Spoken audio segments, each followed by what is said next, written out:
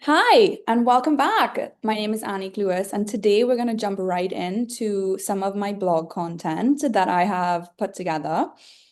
And the topics are going to rotate around making sure we are aligned with goal setting for 2026, and also some amazing research I found with a topic that lights me up. Drum roll, please. Neuroplasticity. For all the geeks, join me. I'm going to share my screen and go through some of my favorite topics. So stick around if that interests you. All right, so this is my website here. Can you see my screen? Let me just make sure this is working. No, not yet. Okay, there we go. All right, so this is my website here, and it's www.mygreenbalance.com.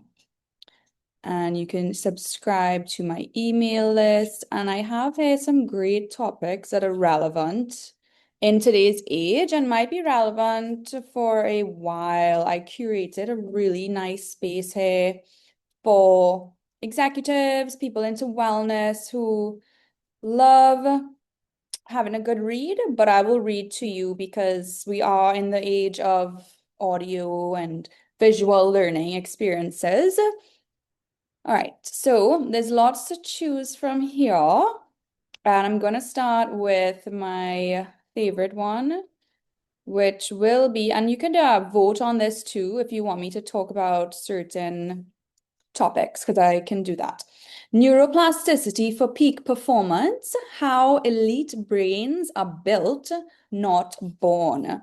As a high-performing coach, I really light upon these topics because by 25, our prefrontal cortex has been fully developed as humans. And if you missed that mark of really putting the best information into your brain that will hold and take you through your life stages, there is a concept called neuroplasticity. And what that is about, it's, if you want simple terms, I'll explain it to you. Let's imagine you go to the gym and you're working your biceps. And every time you work your biceps, you're building muscle repetition, you're building strength, you're building your physique. The same thing is a concept within your brain. And because now there's so much brain rotting content online, it's so important that you stay on top of the media consumption that you are spending your time with, because there is risk of dementia, Parkinson's, and Alzheimer's that have been increasing in prevalence over a lifespan of time. So, as your trusted online coach, you can use this content to help your brain stay sharp so that you can manage these evolution within your human self and stay on track of things. And that's why I light up with this and why I love Brain Gym, I call it, because this is how we reduce the risk of developing certain conditions in the future, like cognitive dysfunction, et cetera, et cetera. So with that mindfulness, which is key to have and to embody as a human in 2025 and beyond, this sort of content really is gonna be a game changer for you. So welcome, and I hope that you get the most benefits from this content that you could apply to your life today. So let's open it up. Okay, neuroplasticity for peak performance. This is how elite brains are built, not born. So you can set a goal anytime in your life to think, well, I could become an athlete if you're overweight, and give yourself 5 years to develop athlete habits.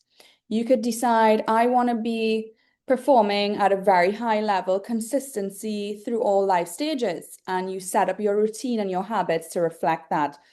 I'm the kind of coach where I say to most people, if it's not in your calendar, it does not exist.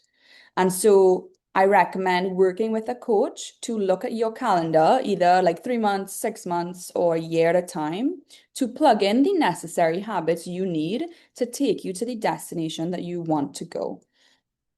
All right. So let's say your goal is, oh, I want to be better with neuroplasticity. I want to have higher performance. This is how it works. So I'm just going to read from my blog, but now I'll share my screen so you can read along with me. High performance athletes and elite professionals have one thing in common. Their brain is trained with the same intensity as their body or their career. The next era of human development will not come from motivation, willpower, or positive thinking.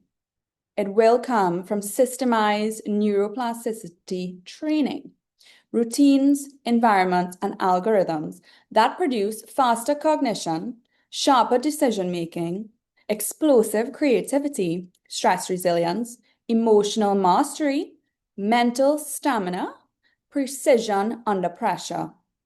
Okay.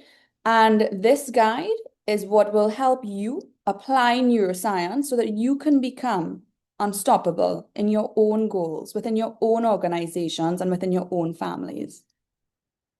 The thing that many people, I use ChatGPT, and I know a lot of people are scared about AI because I really took time during the pandemic to understand the economics of the future and building something recession-proof. The fundamentals of AI will never be a bubble, and it is here to stay. It is a tool used for humanity. As in any tool, you can use a tool as a weapon or a tool, and you get to choose how you want your brain or your organization to use these tools. And that is where healthy leadership skills are developed to have that understanding of application of what a tool can be applied for in different circumstances. For example, let's say that you need to draft a document to send to your organization and you still use your cognitive brain power. That's why in university, I can see the benefit of not being able to use AI in the learning process to develop the prefrontal cortex to make sure that the neuroscience and the brain chemistry is stable and understands how to get the research done, apply the research, write reports, have good references and citations. But in the working environment, if you want to have your organization, performing at the top level, speed and accuracy are very important.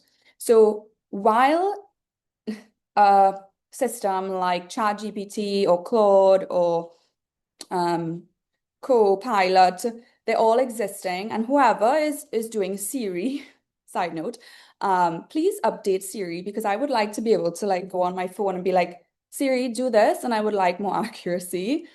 And I find it needs someone to invest into Siri. So I think y'all should collaborate, whoever's in charge with that.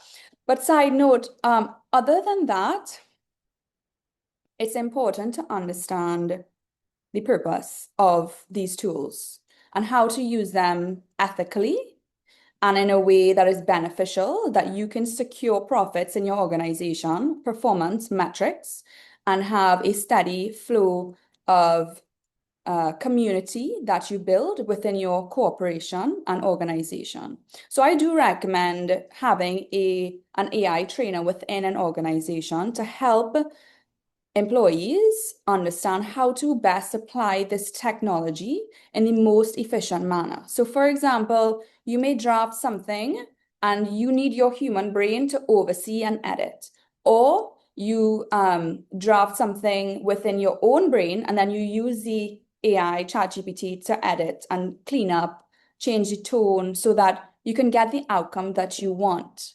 And I can do more courses on that in the future too. So that's a little introduction. The reason why I'm passionate about it is because I did pass all of my AI exams with the fundamentals about, must have been 2022 or 2023.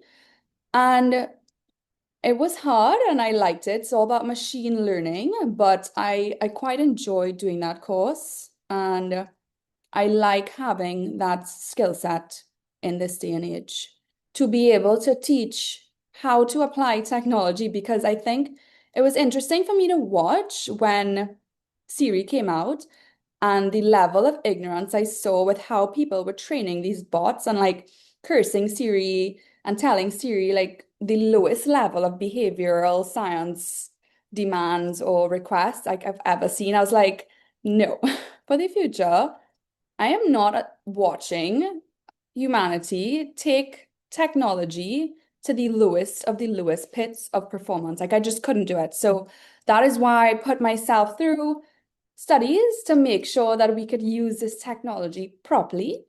And maybe it can be a little more exclusive in the higher levels of governments and CEOs and organizations who have the skill set to understand ethical business strategies. Okay, so chapter 1, the science of high performance neuroplasticity is about the brain's ability to adapt, rewire, and strengthen in response to repeated experience. Elite performance leverage long-term potentiation, and that strengthens performance patterns. Synaptic pruning, that removes distractions and weak habits. Myelination makes high-speed thinking automatic. BDNF surges triggered by movement, cold exposure, learning, and novelty. Dopamine regulation stabilizes motivation and energy. And this is all similar to if you're doing a bicep curl in the gym. If you're doing a squat with certain weights, you can always adjust the weight. You could adjust the intensity. You could adjust the reps because you get to train your mind and body as a whole being experience when it comes to the concept of applying neuroscience. Neuroscience is basically science of the brain in simple terms.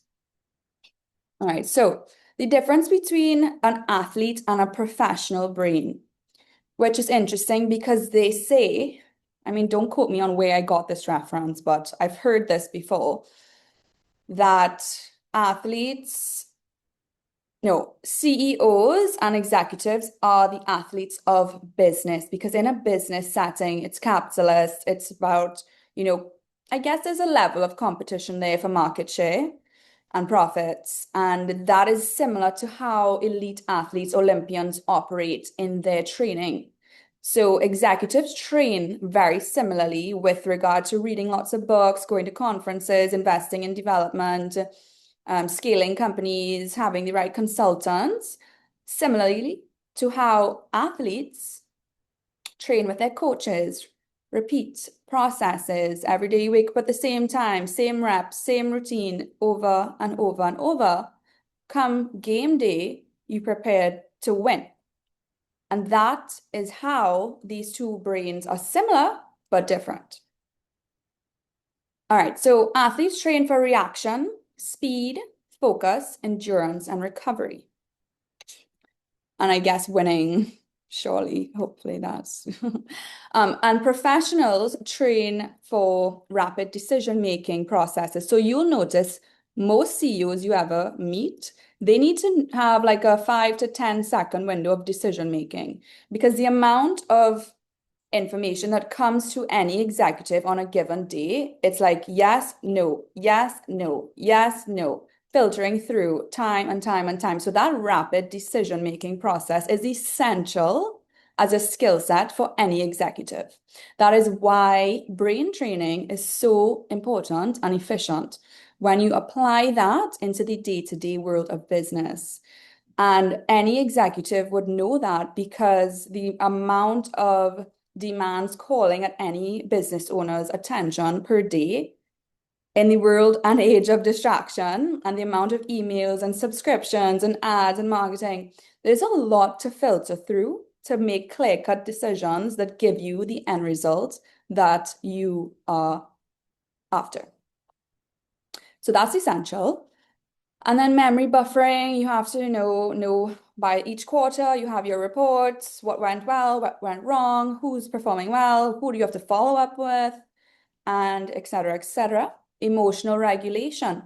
In a leadership position, being calm and collected helps any executive make the most precise decisions because we are aware that when people are in an emotional state or feeling overworked or upset, or if someone is constantly annoying them or, you know, rage baiting their emotions, it can really impact how clear their decisions are made every day and how stable they feel to be able to operate at those high levels. So you really want to minimize any sort of aggravative experiences when you are an executive to make sure your team is operating at a very high skill set level where clear communication could be had back and forth, where there is no constant sparring of emotions that can impact key decisions made to have operations working more efficiently, generating more sales and revenue, and getting the work done at the end of the day, because that is what is most important. You want to see, are your deliverables being done? Are we on the right trajectory? How has your performance had its pros and cons, and what can you do better? These are the kind of conversational styles we expect at the top levels of business, right? And then when it comes to precision communication, sometimes less is more. And you want to make sure you communicate in a way that sticks, it's to the point, and you don't need to waste time with all the fluff unnecessarily in certain situations. So it depends on your role. So, for example, if you're in sales, you might be a little more in the fluff zone. If you're a CEO, it's pretty direct, clear communication. If you're in CFO, it's pretty much just in your numbers, making sure that you have all the right processes, systems, and you can generate the right spreadsheets with accuracy and then communicate that clearly in the board meetings. When it comes to HR, similarly, there's a lot of communication space available there, and it's important that people have the space to deal with problem solving in the most efficient and quick manners possible. Cognitive agility is almost like, think about doing yoga. You want to have that balance, that flexibility when it comes to communication. It's not about causing friction between a goal. Like, let's say, for example, if the team is having a meeting and the discussion topic is we need to get this task done, it's nice to have a brainstorming session, hear a few perspectives, and pull the best strategy from that as a group. And that is cognitive agility because you're going in the same direction, but you're open to a little flexibility on how it's done so that it gets done in the most efficient strategy possible, right? And that is what we want at the top levels of human performance. So the same neural circuits are involved. And then the elements of high performance neuroplasticity include movement patterns, cognitive skills, social and communication stresses, mind-body balance, recovery cycles, and that could go a little deeper when it comes to movement. It's important that I was Brendan Burchard, after listening to him as a top life coach who works with the most ultra high net worth individuals on the planet, who I am a total fan of and love his work. It's really impacted how I coach as a coach. In all of my community at Migraine Balance would have heard of him. I would have recommended his books. And in business, it's sometimes you have to look at the project at hand. Sometimes it is going to be a marathon, and sometimes it is about sprint, recover, sprint, recover, sprint, recover. And therefore, you need to know how to apply context in the most efficient manner so that you get the best result, because you have to be able to see the whole year trajectory, 2 year, 3 year, 4 year, 5 year, 10 year, and see, okay, this task is a sprint and then recover. This task is a marathon. This one is a sprint to recover. And as any executive knows, to reduce burnout, you need to recover as hard as you train.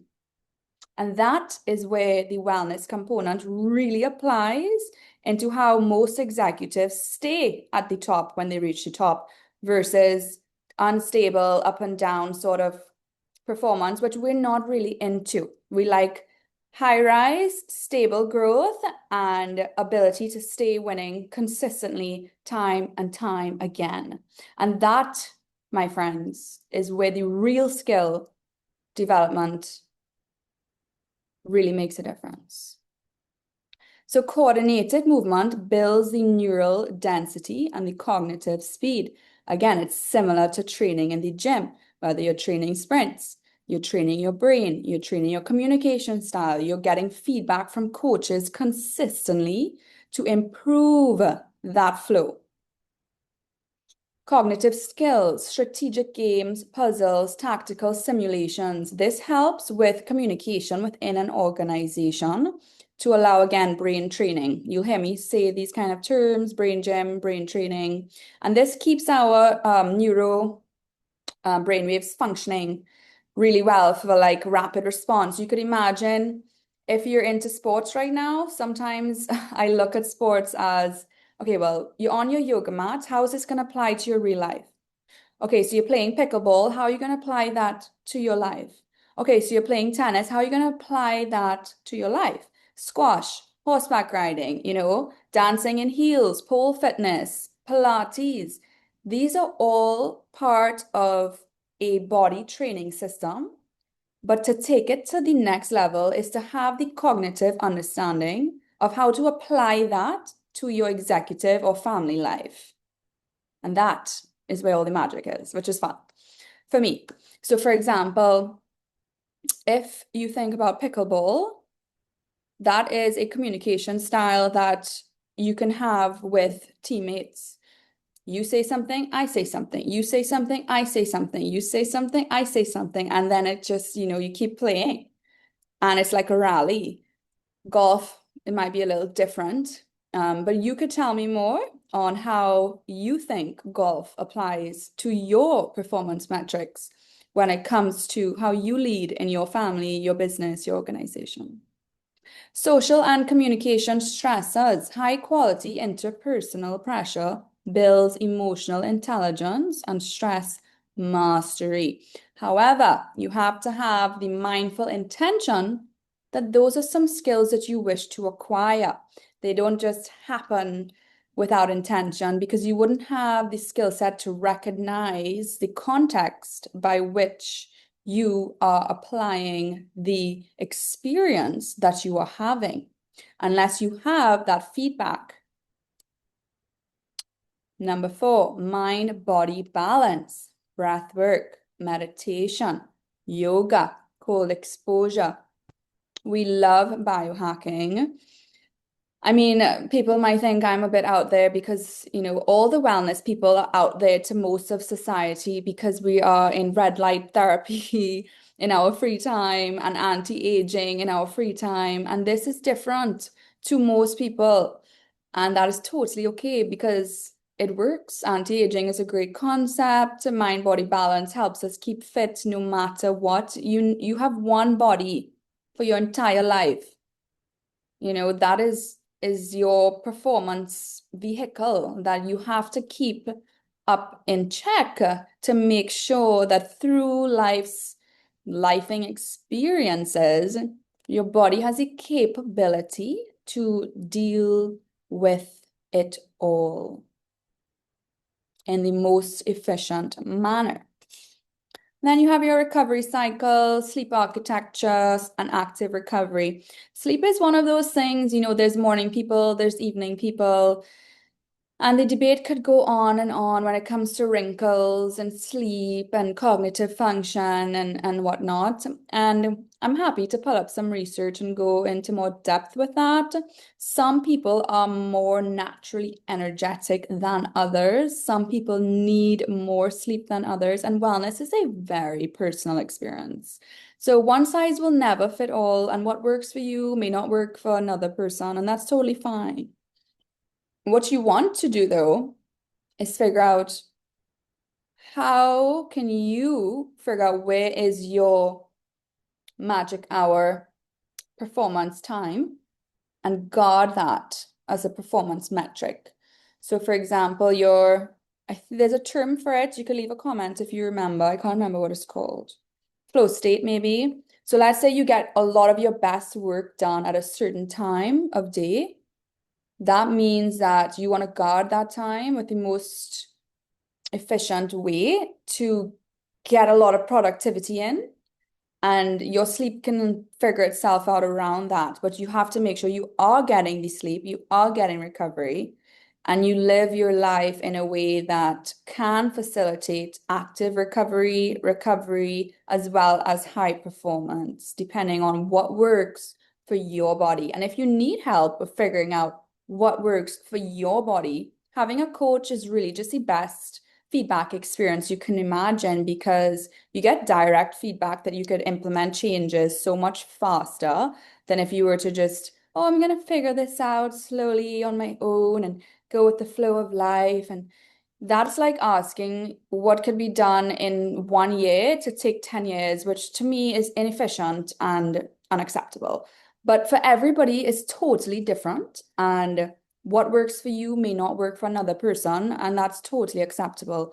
Also, because each person has their own life and their own goals and their own journeys of what they wish to experience and what they wish to avoid, which I think is important for each person to be clear with negotiables and non-negotiables when it comes to performance metrics, team players, having a team, and getting stuff done. When it comes to nutrition, there is a huge role that nutrition plays for brain performance, and you may or may not have heard of this before, that some foods do impact brain fog and like fuzzy thinking patterns. And there's some foods that clear that whole thinking process, that you can operate on extremely high levels of performance just based on what you're feeding your body, which I love. I light up for that. So all geeks align with that. It's really geeky, but I love it. Okay, so elite nutrition for brain performance. In omega-3 fats.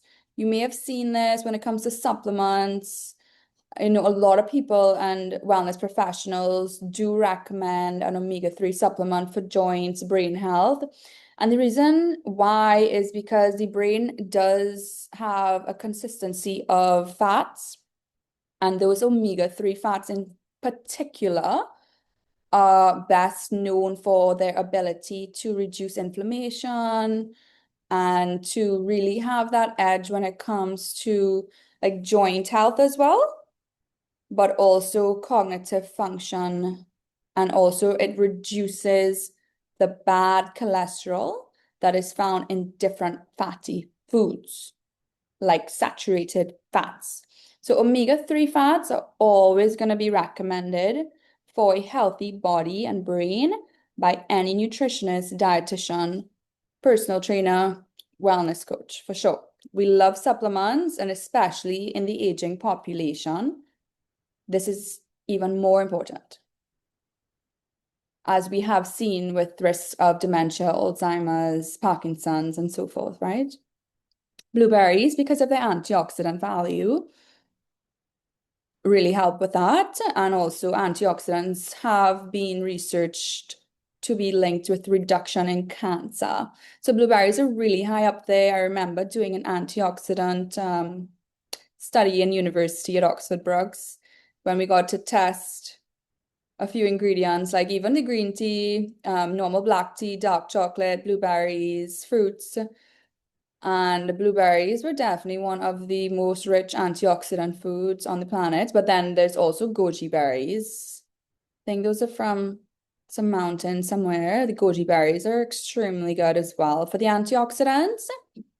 Leafy greens, green tea, dark chocolate, turmeric, black pepper, fermented foods, high protein breakfast, low glucose morning routine is a good idea to help blood sugar keep balanced and steady. When it comes to a high protein breakfast, you could even do a plant-based breakfast. There's so much information on the plant-based diet for this level of performance as well. However, I do have a personalized feel for a flexitarian approach. that's just what I like, but I can bring out so much research when it comes to all these things. So it's exciting. Okay. Fermented food, sauerkraut for specificity.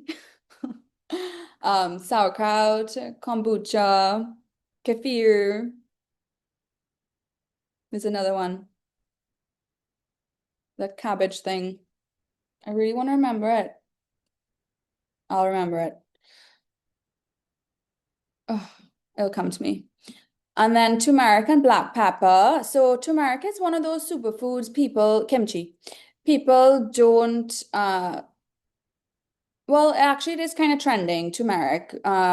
It's good for reducing inflammation. So most human bodies, based on the demands of life and the state of planet Earth, are in a state of inflammation. Most humans. So consuming or being mindful of being in an anti-inflammatory dietary trajectory is a great goal and concept to start being mindful of when applying a thought process to what is a healthy life. Adding turmeric in tea, supplements, beauty, all really great results with that. And yeah, so simple, eat for clarity, not for comfort. And that is a concept that there will be times in life that we might want a little comfort food. And you want to observe those behaviors and relationships that you have when it comes to food, because comfort can be found in a cozy blanket.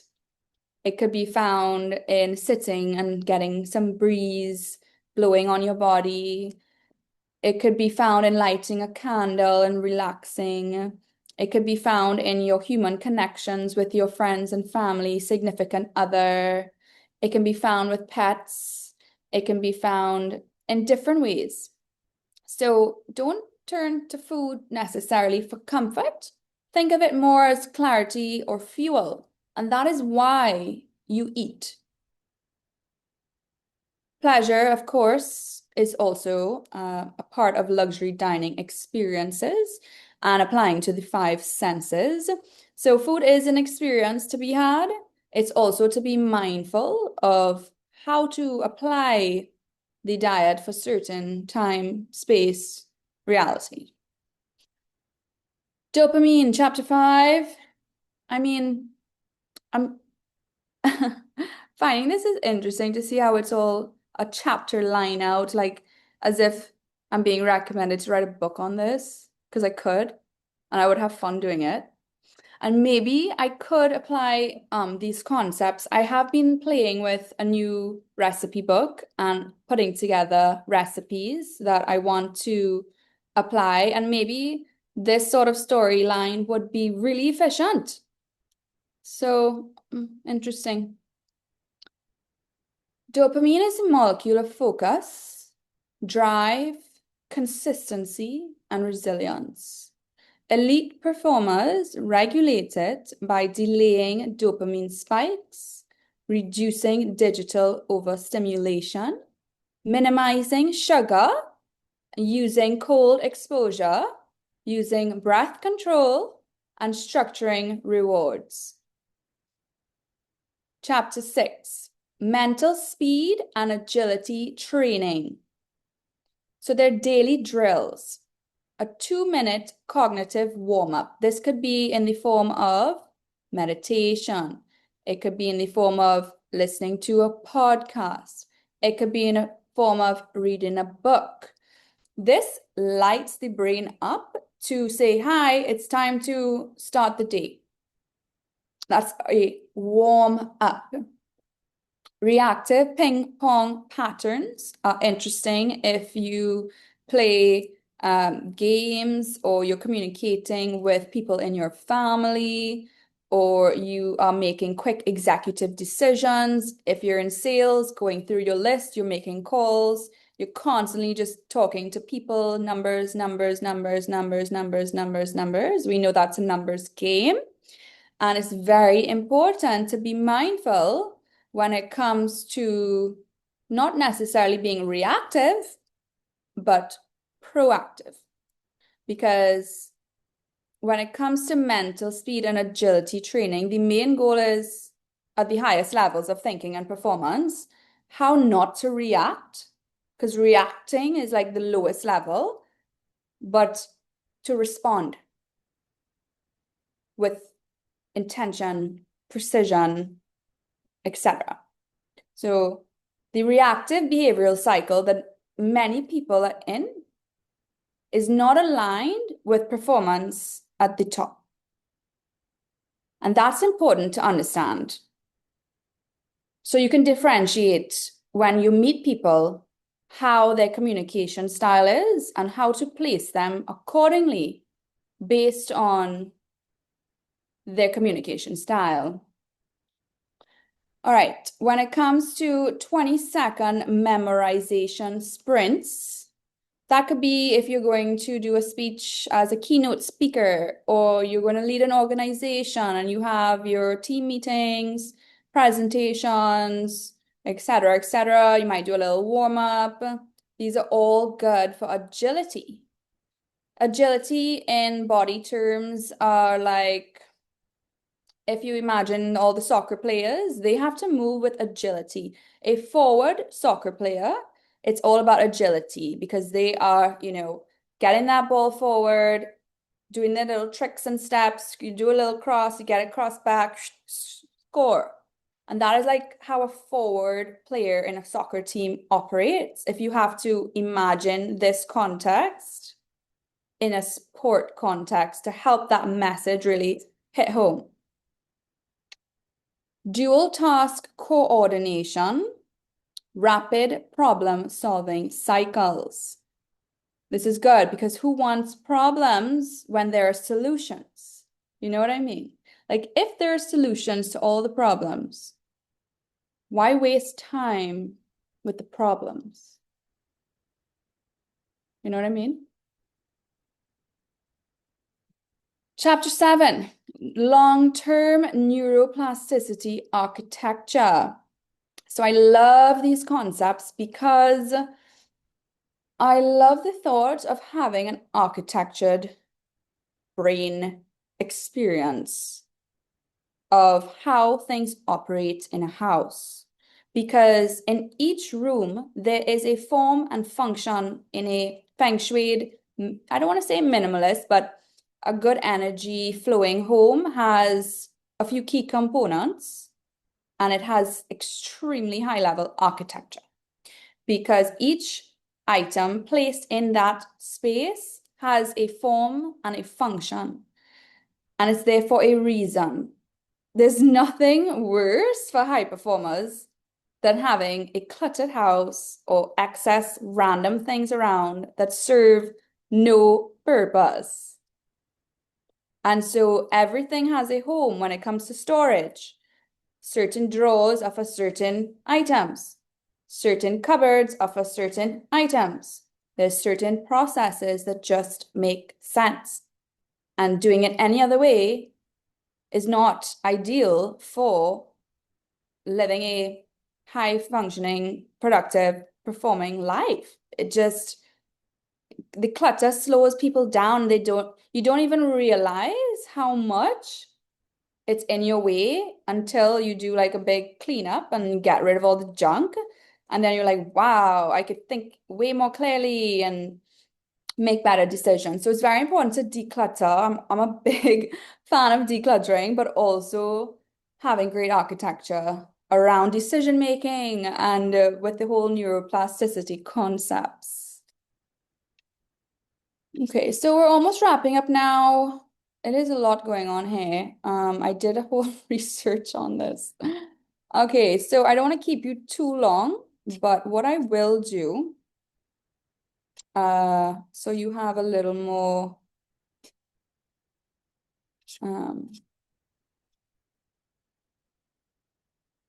stuff to take away.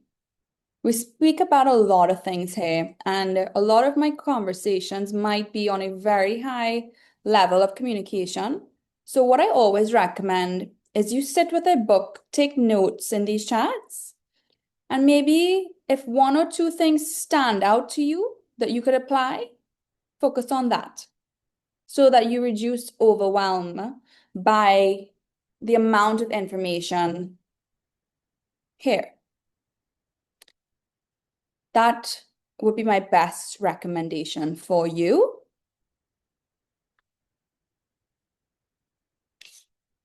All right, so there are some recommendations when it comes to habits so that you can set your morning up in an efficient manner and then have your evening set up in an efficient manner. When it comes to wellness, many of the top supplement makers that I've had the privilege, and I'm so grateful for that, to be in the same room as, have created some blow mind products on the market that I adore and love. And for example, there's always a morning formula and an evening formula. And I think it's brilliant because the way we start our day, it requires a certain recipe. And then the way we close off the day also requires a certain recipe for each human to feel productive, content, or happy, or, managing in the best, healthiest ways possible, and to be able to understand how to be present with loved ones, and really invest in the time, space, reality that has the best return on that investment for your life fulfillment. And that's what you might hear about when it comes to high performance coaches, because it's easy to go through life being totally unfulfilled, but there are a few little mindful behaviors or routines that could be plugged in over time and consistency and repetition that it sticks to be able to feel more fulfilled. Does that make sense? I hope it does. I hope this resonates with you and you can really take these tips and apply it to your life, at least for next year, you know?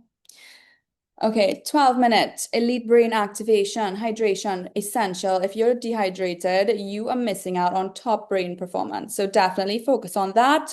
As a nutritionist, we recommend you want to be drinking half your body weight in ounces per day of water. I do recommend a little alkaline water, hydration with hydrogen water to make variety, and then sparkling water. Some scientists may have differing opinions, but I recommend utilizing normal pH water, alkaline water, hydrogen water, and sparkling water. That's the only variety you really need. Breath priming, and I guess teas if you consider that. Many people are dehydrated, and I guess kombucha, because we love kombucha, and water, kefir. Because if you're dehydrated, you're not optimizing your full human performance. Breath priming, breath work is great. That's why I do recommend like yoga and stretching and flexibility, because as we get older, most humans reduce their awareness that their breathing is shallow and inefficient to properly have organs functioning at high levels. With that mindfulness, you can be aware that when you sit down with a meditation or breath coach and you're doing breathing work, breath work, you will feel exhausted. Like it's like your lungs and your rib cage have to get fit. And you might notice it does feel hard and it feels like work because many people are not breathing to their fullest capacity. That's a whole other fun topic to go into as well. Okay, mobility. Hips and shoulders. Many people, hips and shoulders are tight, tight, tight, tight, tight. And that is from our low ergonomic culture where we sit for way too long and we're not opening back up the body after being in an enclosed space. So if you do a little exercise with me now, you might notice you can either be like this, all hunched over and sloppy. Your breathing will be shallow you can see the difference in energy, right? This is the difference in energy of most people operating life through like this. But to optimize what you want, you can understand the difference of an open chest, an open body, shoulders pulled back, pulled down, and to be able to breathe more efficiently and have that work for you more so than against you. Does that make sense? Cognitive warm up. Well, we kind of looked at that. Visualization's great. Reaction pattern, fast footwork. Those are the kind of training skills you might find with, soccer players, for sure. I'm not sure what other sports, maybe tennis does some of those drills for training. Squash does some of those drills. Footwork, ballet, of course, ballet, gymnastics. You know, feel free to leave comments. I mean, I would say dancing in heels, but each to their own. When it comes to intent setting, you want to have a focus anchor. And what that means is that every day life can get distracting, but there's one thing that grounds you and holds you clear to your focus. And that people think, oh, anchors weigh people down. It just depends. Again, every tool can be a weapon or a tool. And if you apply a concept in a more efficient manner, it works for you and not against you. Having a focus anchor means maybe you have a whiteboard at home, you have a schedule on your fridge where every day there's certain things that are priorities within the household. There is a whiteboard or your calendar is set up with your assistant so every day who's in your calendar, what projects are you working on. So you can look at things from a quarterly perspective in terms of metrics, and then on a day-to-day perspective in terms of daily tasks. This is how to guard your focus in this age, and this will be relevant forever. And that's why we love it so much. It's never too late to start. Don't think you can't teach an old dog new tricks, because you can, especially if you want to reduce dementia and Alzheimer's and you're retired. You will want stuff to do with your brain so it doesn't go to brain rot at retirement age. So there's definitely room to take time to apply these concepts in any life stage. Neural recovery protocol. Parasympathetic breathing, that's all good. You'll learn about that from like exercise physiologists. Light stretching, always recommended, because the amount of persons who have knee injuries, back injuries, shoulder injuries are immense. Gratitude recall. Okay, so I'm a very emotional person. And I can have a day where I'm feeling overwhelmed with emotions, and then all of a sudden I'm sitting and I'm like, oh my gosh, and tears come to my eyes, and I'm like, I'm so grateful. And like I just have these experiences where I'm like, I'm gonna feel every feeling of this entire life, especially in the moments of gratitude. And most scientists will say that the science of gratitude as an emotion is one of the most therapeutic, medicinal emotions to experience, prioritize, and be mindful of in a human life experience. Recommend it. And then, you want to set intentions, being mindful. Let's say you have a meeting coming up, or you're going to call a friend, or you're going to a birthday, or you're going to Christmas, or you're going traveling. You set an intention. I would like to set an intention that has this outcome of making great connections that are fulfilling to me. I would like to set an intention that I'm going to have the best time ever. And I got this again from Brendan Burchard, high performance coach, who works with ultra high net worth individuals. And the thing is that having the right intention is so key and important, because it really does set a tone for an experience that you will have, at least at a baseline level of how you want to show up, how you want to have an experience, regardless of the external environment. Okay, well, this is the Elite Edition, yes, of course. So if you would like to do a 30-day neuroplasticity challenge, I challenge you to try one of these behaviors and plug it in your calendar for the next 30 days. Let me know how it goes, and by the time it's 2026, you can tell me if you think, oh my gosh, my life has gotten better and I love it and I need another one.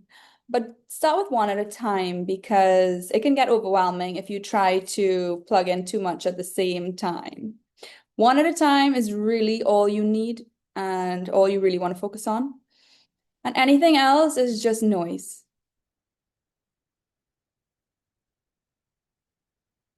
All right, so I recommend setting a foundation, but we can go more into that in the future. And I can create some really cool workbooks for you in the future as well that I can leave linked to these videos.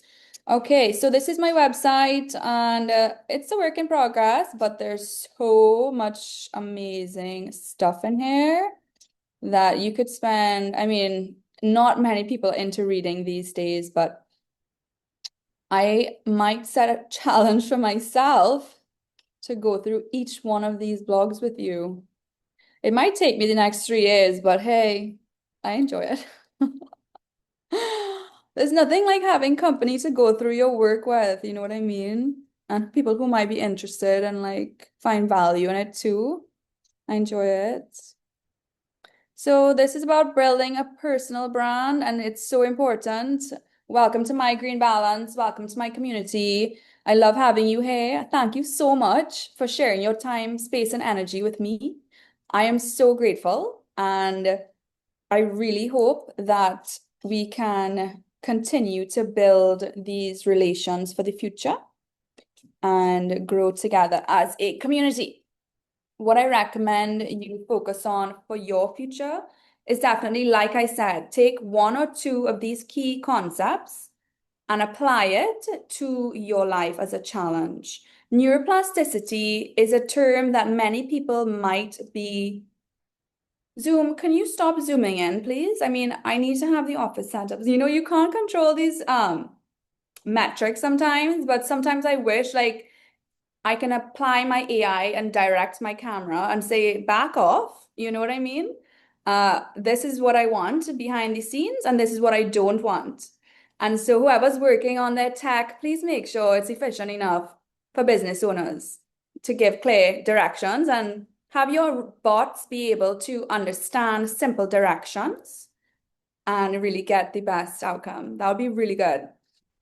Other than that, yes, we are in the future of AI. There are risks, there are pros and cons. There's a lot you need to be aware of, but there's also a lot that you want to start implementing in your business and life today. It is a tool, and especially in the right hands, it can be magic.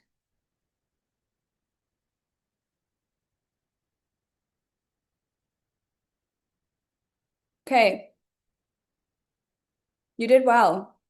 Sticking through, if you made it to the end of this video, you're going to be so much smarter in the next 5 years. Congrats, you've invested into yourself. And that is the biggest return you could ever, ever ask for in this lifetime. So until next time, don't forget to like, share, and subscribe. Hopefully, our production quality continues to get better as time goes on so that we really could bring the best value and performance to help you and hold your hand through this journey called life. I'm Annick Lewis. Until next time.